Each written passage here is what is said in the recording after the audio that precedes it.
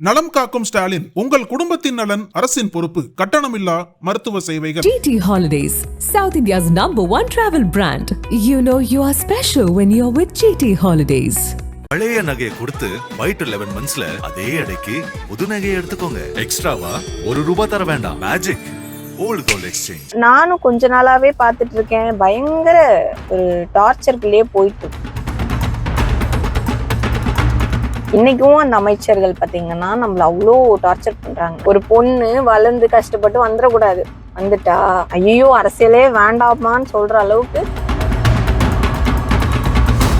புதுச்சேரியில் முதலமைச்சர் ரங்கசாமி தலைமையில் என்ஆர் காங்கிரஸ் பாஜக கூட்டணி ஆட்சி நடைபெற்று வருகிறது. 2026ஆம் ஆண்டு தமிழகத்தை போல புதுச்சேரியிலும் மாநில சட்டப்பேரவைக்கான தேர்தல் நடைபெற உள்ளது. இதனை கருத்தில் கொண்டு மாநில அரசியல் கட்சிகள் தீவிரமாக வாக்கு சேகரிக்கும் முயற்சியில் ஈடுபட்டு வருகின்றன. இந்த நிலையில் புதுச்சேரி அமைச்சர்கள் 2 பேர் தன்னை தொந்தரவு செய்வதாக காரைக்கால் மாவட்டத்தில் உள்ள நெடுங்காடு தொகுதியைச் சேர்ந்த என்ஆர் காங்கிரஸ் எம்எல்ஏவும் முன்னாள் அமைச்சருமான சந்திரா பிரியங்கா வீடியோ ஒன்றை வெளியிட்டுள்ளார். அதில் புதுச்சேரியில் கட் அவுட் வைக்கக்கூடாது என்ற நீதிமன்ற உத்தரவை நாங்கள் மதிக்கிறோம், ஆனால் சில சமயங்களில் கட்சியினர் கட் அவுட் வைக்கின்றனர்.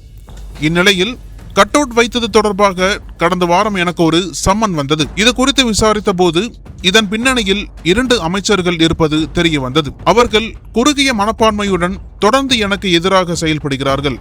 ஒருவரது கட்டுப்பாட்டில் இல்லாவிட்டால் ஒரு பெண்ணை எவ்வளவு சித்திரவதை செய்வார்கள் என்பதற்கு இது ஒரு உதாரணம். இது நாகரிக அரசியல் அல்ல. நான் அனைவரையும் குறை சொல்ல விரும்பவில்லை.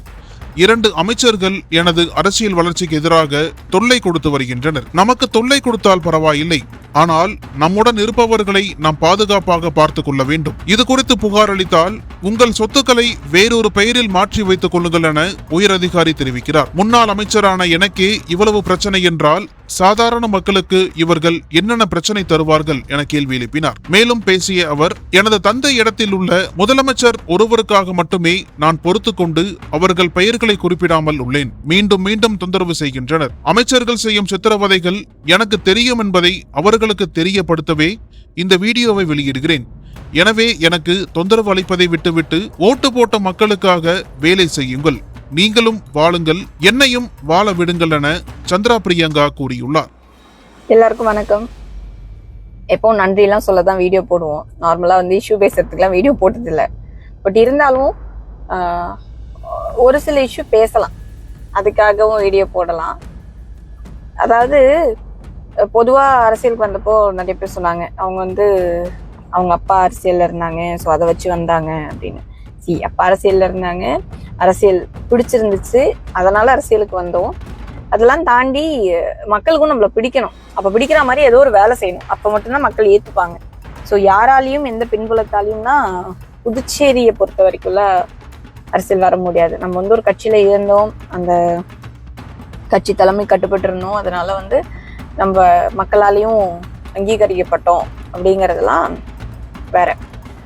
எதுக்கு இந்த வீடியோ பதிவு அப்படின்னா, இப்போ அந்த கட் அவுட் இஷ்யூஸ் எல்லாம் போயிட்டு இருக்குல்ல, இந்த மாதிரி கோர்ட்ல ஒரு ஆர்டர் இருக்கு, கட் அவுட் வைக்க கூடாது, அதாவது கட் அவுட் மக்களுக்கு இடையூறு செய்கிற இடங்கள்ல வைக்க கூடாதுங்கிற ஒரு அதுக்காக தான் இந்த கோர்ட் ஆர்டர்ஸ் எல்லாம். அதை நாங்க மதிக்கிறோம்.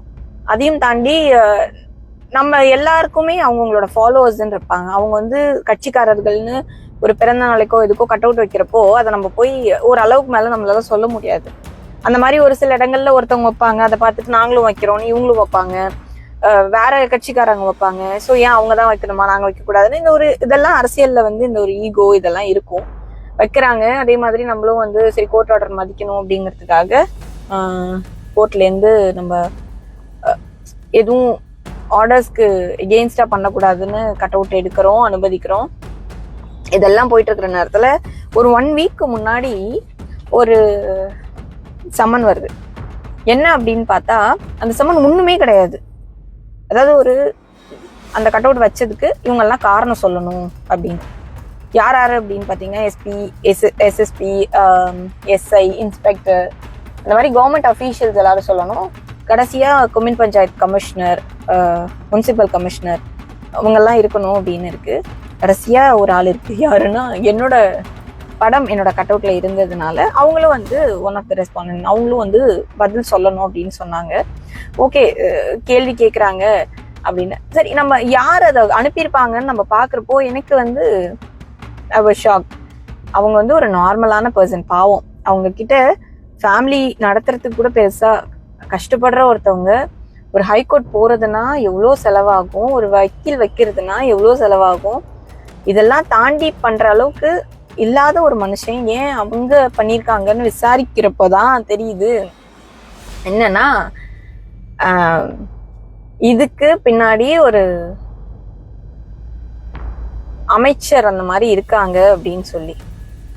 எனக்கு வந்து நம்ம வந்து மினிஸ்டரா இருக்கிறப்போ அவ்வளோ பிரச்சனைகள்லாம் சமாளிச்சு, அப்பா நம்மளுக்கு இந்த பிரச்சனையே வேண்டாம், நம்ம பாட்டுக்கு தொகுதியில நம்மளுக்கு மக்கள் ஓட்டு போட்டிருக்காங்க, தேர்ந்தெடுத்திருக்காங்க, நம்ம வேலையை பார்ப்போம் அப்படின்னு சொல்லி நம்ம வந்து ஒதுங்கி வரோம். ஆனா நம்ம ஒதுங்கினதுக்கு அப்புறமும் ஒரு சுயநலமா ஒரு அந்த கண்ணிங்னு சொல்லுவாங்கல்ல, எதுக்குன்னா ஒருத்தர் கண்ட்ரோல்ல நம்ம வந்து வர முடியல அப்படின்னா ஒரு பொண்ணு எவ்வளோ டார்ச்சர் பண்ணுவாங்கங்கிறதுக்கு இதெல்லாம் ஒரு எக்ஸாம்பிள். ஏன்னா நானும் கொஞ்ச நாளாவே பார்த்துட்டு இருக்கேன், பயங்கர ஒரு டார்ச்சருக்குள்ளேயே போயிட்டு இருக்கு. நம்மளை டார்ச்சர் பண்ணா நம்ம அரசியல்வாதி, அரசியலுக்கு வரும்போதே நம்ம எல்லாத்தையுமே மறந்து வச்சுட்டு தான் வரோம். குடும்பமா இருக்கட்டும், நம்மளுடைய சொந்த விருப்பு வெறுப்பு இதெல்லாம் தாண்டி பொலிட்டீஷியனா பப்ளிக்கு வெளியில வந்துட்டோங்கும் போது எல்லாத்துக்கும் தான் நம்ம வந்து ரெடியா இருக்கணும். ஸோ அதெல்லாம் ஓகே, பட் நம்ம கூட இருக்கிறவங்க கஷ்டப்படக்கூடாது, அது மெயினான விஷயம். ஏன்னா நம்ம ப்ரொடெக்டிவா இருக்கிறோங்கிறத தாண்டி நம்ம வந்து நம்ம கூட இருக்கிறவங்கள ப்ரொடெக்டிவா பார்த்துக்கணும். ஒரு நல்ல அரசியல்வாதிக்கு அதுதான் ஒரு நல்ல எண்ணங்கிறது ரொம்ப முக்கியம். நம்ம வந்து மினிஸ்டரா இருந்தப்ப நம்மளுக்கு எவ்வளோ பிரச்சனை எல்லாம் தந்தாங்க, அதெல்லாம் வந்து நம்ம எதையுமே வெளிக்காட்டிக்காம ரொம்ப நாசுக்கா வெளில வந்துட்டோம். இன்னைக்கும் அந்த அமைச்சர்கள் பார்த்தீங்கன்னா நம்மள அவ்வளோ டார்ச்சர் பண்றாங்க. நான் யாருன்னு பேர்லாம் சொல்ல விரும்பல, எல்லாரையும்லாம் சொல்ல முடியாது, எல்லாரும் தேர் வெரி ஜெம், நம்ம எல்லாரையும் தப்பா சொல்லிட முடியாது. நான் சொல்றது ஒரு ஆளு 2 ஆள்னு வச்சுக்கோங்களேன். இந்த மாதிரிலாம் அதாவது இதனால ஒண்ணுமே கிடையாது, நம்மளுக்கு ஒரு தேவையில்லாத ஒரு அலைச்சல், அதாவது நம்மள டார்ச்சர் பண்றாங்களாமா, அதெல்லாம் வந்து அவங்க பண்ணிக்கிட்டு இருக்காங்க. எனக்கு என்ன வருத்தமான விஷயம்னா, இதுல ஒரு எதுவுமே தெரியாத ஒரு பப்ளிக் அவங்கள வந்து பாவம் கஷ்டப்படுற ஒருத்தங்களை தேவையில்லாம இதுக்குள்ள கொண்டு வரீங்க. இப்ப நம்ம அரசியலையும் தாண்டி நார்மலா இருக்கிறதுனால பரவாயில்ல, நம்ம அவங்க சைட்ல இருந்து யோசிக்கிறோம், சரி தே ஆர் இன்ஃப்ளூயன்ஸ்ட், அவங்களால பண்ணப்பட்டாங்க அப்படின்னு நமக்கு தெரியுது. ஒரு கோர்ட்டுக்கு வச்சு எவ்வளவு வேலை, ஒரு அமைச்சரா இருந்தா எவ்வளவு வேலை இருக்கும். அமைச்சருங்கிறது அவ்வளவு சாதாரண விஷயம் இல்லை, முதல்ல எம்எல்ஏங்கிறதே அவ்வளவு சாதாரண விஷயம் இல்லை. ஏன்னா மக்களால் தேர்ந்தெடுக்கப்படுறது, ஒரே வீட்டுல இருக்கிற ஒருத்தருக்கே பிடிக்க மாட்டேங்குது, நம்மள மக்கள் ஓட்டு போட்டு தேர்ந்தெடுக்கிறாங்க. எவ்வளோ ஒரு கஷ்டங்கள் எல்லாம் தாண்டி, தமிழ்நாடு மாதிரி கூட கிடையாது, பாண்டிச்சேரியில வீடு வீடா போய் ஒருத்தர்கிட்டையும் ஓட்டு வாங்கி அவங்கள நம்மள பிடிக்க வச்சு நம்ம செய்யற வேலைகள் பிடிச்சி எவ்வளவு கஷ்டப்பட்டு ஜெயிக்கிறோம். ஆனா வந்ததுக்கு அப்புறம் அதெல்லாம் மறந்துட்டு, நம்மளுக்கு ஓட்டு போட்ட ஜனங்களை மறந்துட்டு, ஓகே நம்மள்ட்ட எல்லாரும் கண்ட்ரோல்டா இருக்கணும், நம்ம பேச்ச மதிக்கலைன்னா அவங்கள எவ்வளோ டார்ச்சர் வேணாலும் பண்ணலாம், அவங்க எம்எல்ஏவா இருந்தாலும் சரி யாரா இருந்தாலும் சரி அவங்கள நம்ம டார்ச்சர் பண்ணணும். எனக்கு தெரியல இது இன்னொரு எம்எல்ஏவா ஒரு ஜென்ஸா இருந்தா அதை பண்ணுவாங்களான்னு, பட் நம்மளா இருக்கிறதுனால நம்ம கூட இருக்கிறவங்க எல்லாரையும் வந்து டார்ச்சர் பண்றது, தேவையில்லாம கேஸ் போடுறது, இதெல்லாம் வந்து ரொம்ப வருத்தமா இருக்கு. வருத்தம் தரக்கூடிய ஒரு நாகரிகமான அரசியலாவே இது இல்லை. என்ன பெருசா ஆயிர போகுது, நம்மளுக்கு ஓட்டு போட்ட ஜனங்களுக்கு அவங்களுக்கு ஒரு பர்சனல் அட்வைஸும், நம்மளுக்கு ஓட்டு போட்ட ஜனங்களுக்கு ஏதோ ஒன்று பண்ணணும், ஏதோ ஒரு நல்லது பண்ணணும். கெட்டது பண்றது ரொம்ப ஈஸி, நல்லது பண்றதுதான் ரொம்ப கஷ்டம். அதெல்லாம் இந்த மாதிரி ஆளுங்கெல்லாம் அதை இனிமையாவது கொஞ்சம் திருந்தி அதை பண்ணனா, இது ஒரு அட்வைஸா பண்றேன், அது ஒரு விஷயமே கிடையாது, அதை நம்ம பார்த்துட்டு போறோம், நம்ம என்னவோ நம்ம மேல தப்பு இல்லைன்னா நம்ம வந்து அதை பண்ணிட போறோம், அது ஒண்ணுமே இல்லை. ஆனா நீங்க வந்து இதெல்லாம் ஒரு வேலையா விட்டுட்டு இது ஒரு வேலையா எடுத்து பண்றீங்கன்னா அப்ப நீங்க எவ்வளவு ஃப்ரீயா இருக்கீங்க, அப்ப மக்களை பத்தி யோசிக்காம எப்படியெல்லாம் இருக்கீங்கிறது இதுக்கு ஒரு உதாரணம். ஏன்னா அவங்க தொகுதியில போய் கேட்கும் போதுதான் தெரியும் அங்க எவ்வளவு பிரச்சனைகள் இருக்குன்னு. அதை சால்வ் பண்றதுக்கு உங்களுக்கு நேரம் இல்லை. ஆனா இதெல்லாம் பத்தி பேசுறதுக்கு உங்களுக்கு நேரம் இருக்கு. ஏன்னா ஒரு பொண்ணு வளர்ந்து கஷ்டப்பட்டு வந்துடக்கூடாது. வந்துட்டா ஐயோ அரசியலே வேண்டாமான்னு சொல்ற அளவுக்கு அவங்கள அசிங்கப்படுத்தி, அவங்கள எவ்வளோ கேவலப்படுத்த முடியுமோ கேவலப்படுத்தி, கூட இருக்கிற ஆளுங்களெல்லாம் கஷ்டப்படுத்தி கொண்டுட்டு வந்து வைக்கிறீங்க. இது ஒரு அரசியல். இந்த மாதிரி அரசியல்லாம் எனக்கு என்னுடைய அப்பா கற்றுக் கொடுக்கல. நம்ம யாருக்கும் நல்லது செய்யறோங்கிறத தாண்டி யாருக்கும் எந்த கெட்டதும் செஞ்சிடக்கூடாதுன்னு சொல்லி வளர்த்த மனுஷனோட பொண்ணு நான். ஸோ அதனால நம்மள வளர்ப்பு நம்ம அப்படி இருக்கிறதுனால யாரையும் கஷ்டப்படுத்தணும் அப்படின்னு தோண மாட்டேங்குது. இப்போ இந்த வீடியோ கூட எதுக்குன்னா, நம்ம பண்ணிட்டோம், நம்ம பண்றதெல்லாம் தெரியாதுங்கிற ஒரு எண்ணம் இருக்கும்ல உங்களுக்கு. நீங்க பண்றது எல்லாமே தெரியும். தெரிஞ்சாலுமே ஒரே ஒரு விஷயத்துக்காக மட்டும்தான் உங்க பேரை யூஸ் பண்ணாமலோ, உங்களை பத்தி நான் எதுவுமே சொல்லாமலோ நீங்க எவ்வளோ டார்ச்சர் கொடுக்குறீங்க. அதாவது வீட்டுக்கு போற வழியில இருந்து நம்மள வேவ் பார்க்கறதுக்கு ஆளுல இருந்து ஒரு ஸ்பையெல்லாம் நம்மளை சுத்திட்டே இருக்கும். இந்த மாதிரி ஸ்பை பண்றதுல இருந்து எல்லாமே நம்மளுக்கு தெரியும். என்னோட போனா இருக்கட்டும், அதை வந்து நீங்க என்னோட போனோட டீட்டெயில் கலெக்ட் பண்றதுல இருந்து அதெல்லாம் எப்படி நீங்க வாங்குறீங்க. மேபி நீங்க எல்லாம் கவர்மெண்ட்குள்ள இருக்கிறதுனால வாங்குறீங்க. அதெல்லாம் நீங்க வாங்குறது எனக்கு தெரியும். எனக்கு சேஃப்டியான ஒரு இடத்துல நான் இல்லைங்கிறதும் எனக்கு தெரியும். அதை விட முக்கியமான விஷயம், இதெல்லாம் நம்ம ஃபீல் பண்ணி ஒரு கம்ப்ளைண்ட் கொடுக்க போறோம். ஒரு பெரிய அதிகாரி, நம்ம அதை சொல்லக்கூடாது பேரை, அந்த அதிகாரி அங்க உட்காந்துக்கிட்டு நாளைக்கு எனக்கு ஏதாவது ஒண்ணு ஆயிடுச்சுன்னா நான் என்னங்க பண்ணுவேன்னு கேட்கிறப்ப அவங்க சொல்றாங்க, வேணும்னா ஒண்ணு பண்ணுங்களேன், உங்களோட சொத்துக்கள் எல்லாம் நீங்க வந்து மாத்தி வச்சிருங்க வேற யார் பேர்லயாவது, சேஃப் தானே. இப்ப கூட இந்த ஃபிளைட் ஆக்சிடென்ட் நடந்துச்சுல, அதுக்கப்புறம் எல்லாரும் ரொம்ப உஷாராயிட்டாங்க. யாருக்கு எப்ப என்ன நடக்கும்னே தெரியாதுன்னு ஒரு அதிகாரி அந்த மாதிரி சொல்ற.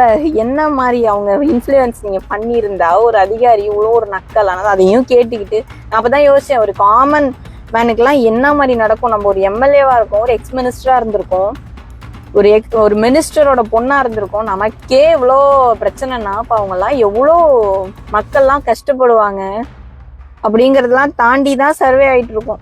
ஒன்னே ஒண்ணுதான், நீங்க எவ்வளோ என்ன பண்ணாலும் என்னை பெருசாலாம் பாதிக்காது. இதுக்கு மேல இழக்கிறதுக்கு ஒண்ணுமே கிடையாது. நிறைய கஷ்டப்பட்டாச்சு, எல்லாத்துக்கும் துணிஞ்சுதான் அரசியலுக்கு வரோம். இங்க ஒன்னே ஒண்ணுதான், மக்களுக்கு நல்லது செய்யணும். ஒன்னா சாதிக்க முடியாதுங்கிறது எதுவும் கிடையாது, அதை பண்ணணும்.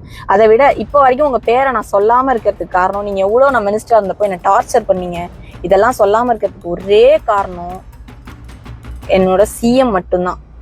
என்னோட அப்பா ஸ்தானத்துல இருக்க சிஎம், அவருக்காக மட்டும்தான் நான் யார் பேரையும் சொல்லாம இருக்கேன்.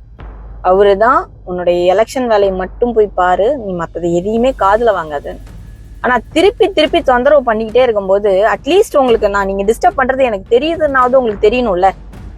எவ்வளவு டிஸ்டர்ப் பண்ணாலும் தெரியாதுன்னு நினைச்சிடக்கூடாதுல்ல. அதுக்காக தான் தயவு செய்து என்னை டார்ச்சர் பண்றதெல்லாம் விட்டுட்டு போய் உங்களுக்கு ஓட்டு போட்டாங்களா ஜனங்க, அவங்களுக்கு வேலை பாருங்க, அவங்களுக்காக உழைங்க. அவங்க தான் நம்ம முதலாளி. நம்மளுக்கு ஓட்டு போட்டு தேர்ந்தெடுத்தாங்களா ஜனங்க, அவங்க தான் நம்ம முதலாளி. நம்ம முதலாளிங்களுக்கு நம்ம ஒழுங்கா வேலை பார்த்து கொடுக்கணும். அதை முதல்ல தயவு செய்து பண்ணீங்கன்னா, இல்லை என்கிட்ட பணம் இருக்கு, நான் என்ன வேணா மிரட்டுவேன், என்ன வேணா பண்ணுவேன் அப்படின்னு நினைச்சீங்கன்னா அதுக்கு நான் ஆள் கிடையாது.